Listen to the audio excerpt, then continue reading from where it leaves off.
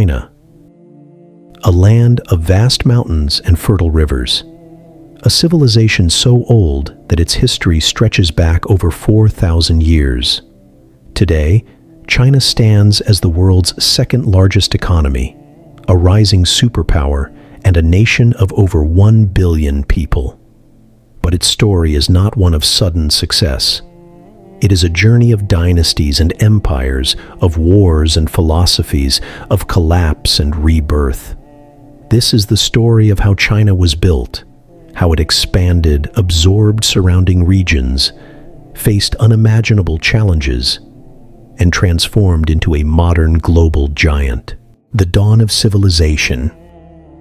Our journey begins along the Yellow River, often called the cradle of Chinese civilization. Around 2100 BCE, the legendary Jia dynasty is said to have emerged. Although historians still debate its existence, Chinese tradition remembers it as the first ruling house. After Jia came the Shang dynasty.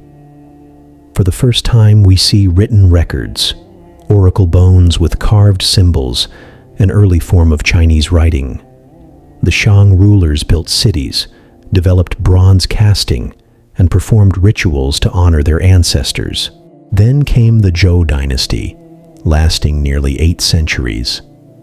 The Zhou introduced the concept of the mandate of heaven, the belief that rulers were chosen by divine power, and that their right to govern could be lost if they ruled unjustly.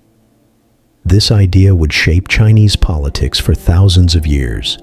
It was also during the Zhou period that great thinkers emerged. Confucius taught ethics, respect, and social harmony. Laozi, the founder of Taoism, taught simplicity, balance, and harmony with nature. These philosophies, born in ancient China, continue to guide its culture even today. Under the chin. By the 5th century BCE, China was divided into competing states. For centuries, they fought each other in a time known as the Warring States period. Out of this chaos emerged one man, Qin Shi Huang. In 221 BCE, he unified China for the very first time, becoming its first emperor. He standardized laws, weights, and measures, and even created a single written script. To defend his empire, he ordered the building of massive walls, the early foundation of what would later become the Great Wall of China. Qin Shi Huang was ambitious and ruthless. He sought immortality, buried scholars who opposed him, and built a grand tomb guarded by the famous terracotta army. Thousands of clay soldiers, standing in silence for over 2,000 years. Though his dynasty was short-lived, it laid the foundation of a unified China, the Han Dynasty and the Silk Road. After Qin came the Han Dynasty, lasting 4 centuries. The Han are remembered as one of China's greatest dynasties. Under the Han, China expanded its borders, reaching Central Asia, Korea, and parts of Vietnam. The Silk Road was established, a trade route connecting China with India, Persia, and even Rome. Silk, spices, and porcelain traveled westward, while glass, horses, and precious stones came eastward. The Han also advanced in science and technology. Paper was invented, astronomy flourished, and Confucian ideals became the backbone of government. This was the first golden age of China, a time when its culture spread far and wide. Many surrounding regions began to adopt Chinese writing, art, and traditions, a legacy still visible across East Asia today. Tang and Song, the Golden Ages. Centuries later, the Tang dynasty rose to power in the 7th century. The Tang period is often called the Golden Age of Chinese civilization. The capital, Chang'an, today's Xi'an, became the largest city in the world, filled with merchants, poets, and scholars. Buddhism spread widely, blending with local traditions.